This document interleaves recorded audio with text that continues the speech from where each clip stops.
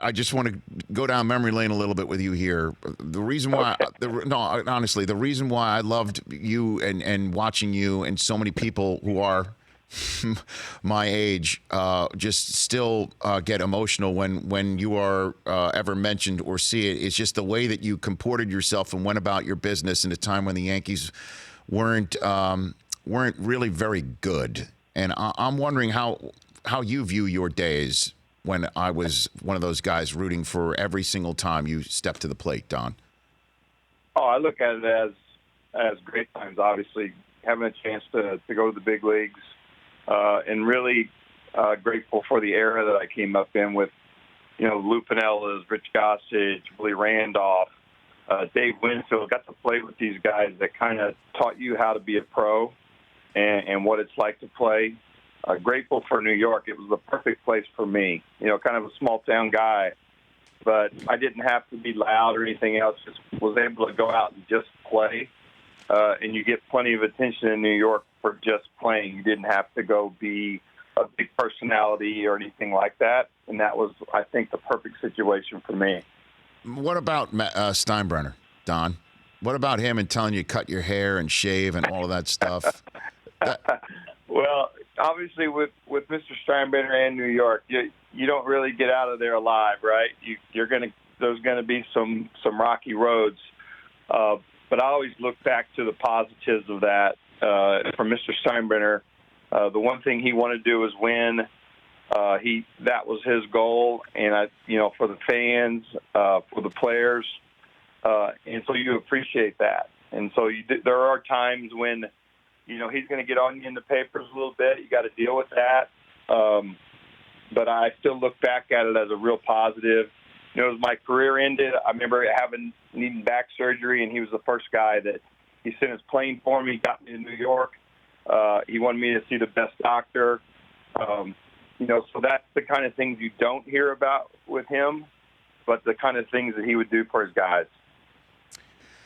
And that home run you hit against Seattle in Yankee Stadium, Don, in that playoff series in 1995, which was, I do believe, your last home run in Yankee Stadium. I will never forget it. What in the world was that like? And you're finally playing in the playoffs for the Yankees in the old Yankee Stadium, hitting a home run. What was that like for you, rounding the bases? Oh, that was a great feeling. Honestly, that playoff was, a lot of fighting to get in. And, in kind of my era, that was the first year of the wild card. And we were able to get in as a wild card team after years. Over years we win 98 games and don't get in the playoffs. And you're fighting to get in. And so I knew my career was coming to an end. And to get that opportunity to play in postseason, that was crazy. That homer, I remember it well. It was against Andy Bennis, who's also from Evansville, which was kind of weird. You're playing in the playoffs in a huge game. You're playing a guy that's from your hometown. So there was more at stake than just the playoffs. That was like a hometown pride thing going on, too. There was no chance of you playing in 96, Don? Obviously, that was when Torrey came and we know Tino Martinez arrived, but there was no chance of you sticking around and playing and being part of those teams that Rich, a lot of people talked about. I really was thinking about retirement. I was really struggling with my kids were at an age where they were playing ball, and they were back in Indiana. We tried the New York thing. It didn't work very well for our kids and really my situation there. And I was really struggling with the battle between my kids growing up, playing ball, and they weren't coming to New York near as much just because they wanted to be playing Little League and they wanted to be moving on. So as the 94 season unfolded, I really felt like that I had another year left in my contract, but I thought 94 was going to be my last year. And then the strike happened and the season ended. We didn't get in. I knew I couldn't let that be the last year. So 95, really, I kind of knew the whole time that was it. It was more of a family decision. A lot of people says, "Oh, you're back," and this and that. And I kind of figured out the back finally. It took me a while to figure it out after all the problems I was having. But I knew the family thing was tough for me because even when I was at home in New York, I felt like I was on the road, and I knew it was time. And who would have won the World Series in 1994, Donald Arthur Mattingly? Who would have won that World Series in 94?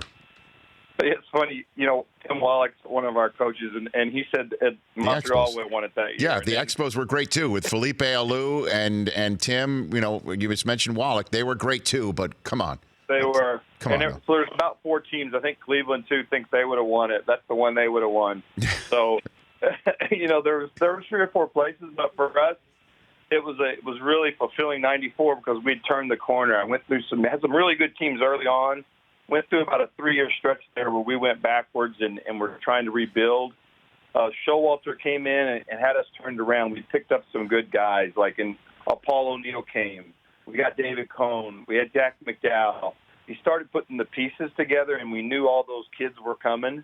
And Jeet and Pettit was there. Bernie was there. So the foundation was coming. But it was just it was fun to be able to turn that corner and see the light at the end of the tunnel after going through some really rough years. For more of The Rich Eisen Show, tune to Audience Channel 239 on DirecTV for free on BR Live or download the Rich Eisen Show app.